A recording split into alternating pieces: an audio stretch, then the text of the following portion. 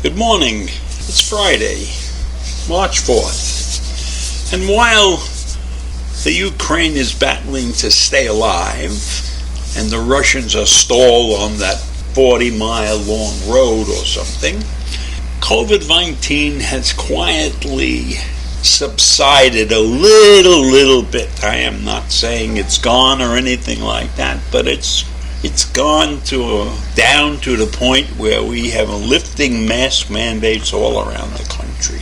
And the White House announced that it's having a new plan called the National COVID-19 Preparedness Plan.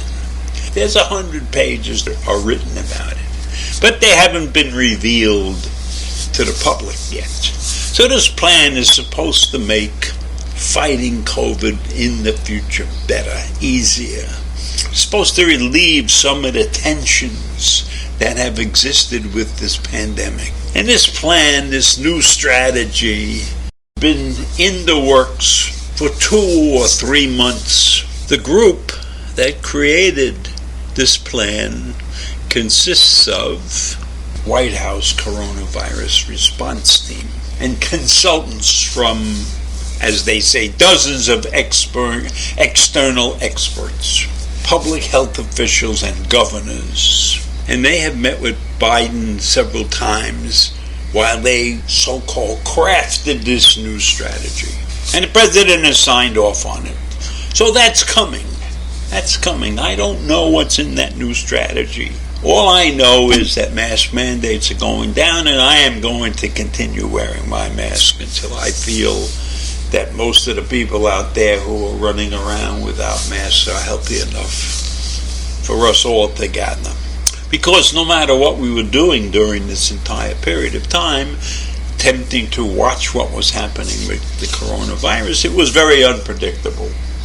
As you all know, it went through many variations, some of which were harmless, relatively harmless, and some of which were quite dangerous. So this Preparedness Act should help. I hope it helps. I mean, they put a lot of people to work to get this thing ready. So we'll just have to wait and see what comes out of this whole thing.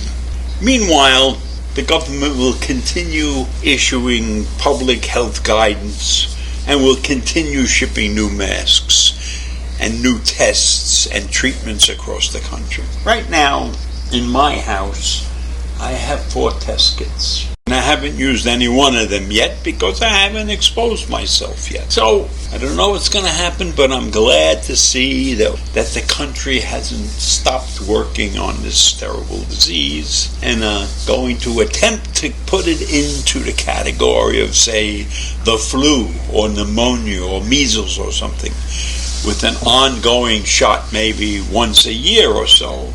So I don't know what's going to come out in this guidance, but we'll have to wait and see. And it's very important that they consider developing this playbook because they want to institutionalize the government's response to diseases like the virus, like, getting masks out as fast as possible, having tests ready, having vaccines in areas that need it, So all of that is supposed to be in this new doctrine that they're going to put out. And I assume it will be. I don't think they're going to screw this up. Many things have been screwed up by the government over time, and sometimes it takes 2 or 3 tries to get it right. And certainly we have been fighting this virus for over 2 years now. So hopefully we've gathered enough information to win the battle finally. Winning the battle means that we will have a vaccine. We will have a methodology to treat people to keep them from getting this disease. doesn't mean that we're going to eradicate the disease. I don't know of many diseases that have been totally eradicated. I mean, we did a great job with polio, and we did a good job with the measles. Let's hope we can do just as good a job with COVID-19. So they're not going to stop people from wearing masks in this new policy or anything, but they're going to leave that up to the local communities, depending upon what happens locally. They're claiming that they have tools, and they're working hard as an administration, and the American people will be able to protect themselves and to move forward where COVID doesn't dictate how we live anymore. And it's going to take a lot of hard work to get there. And right now, COVID is quiet enough so that the Suffolk Y has relieved their mask mandates, and other institutions are relieving their mask mandates. And in most of the schools, the mandates are off, and the children have the option of wearing a mask or not wearing a mask. It's up to them, which I think is a good idea. I think if you let people do what they want to do, it's okay, as long as they don't present a danger to everybody else around them. And hopefully the American public has realized that. Of course, we still have a hardcore faction that refuses to get vaccinated. But there is a pill on the horizon. Now, if we have a pill, let's see what happens then. Let's see what happens when a pill is introduced to control COVID, and whether these anti-vaxxers are willing to take a pill. That will be the ultimate decision maker in this entire arena. If we have anti-vaxxers who refuse to take pills, those people should be put in isolation, because they are a danger to society. We have to move forward.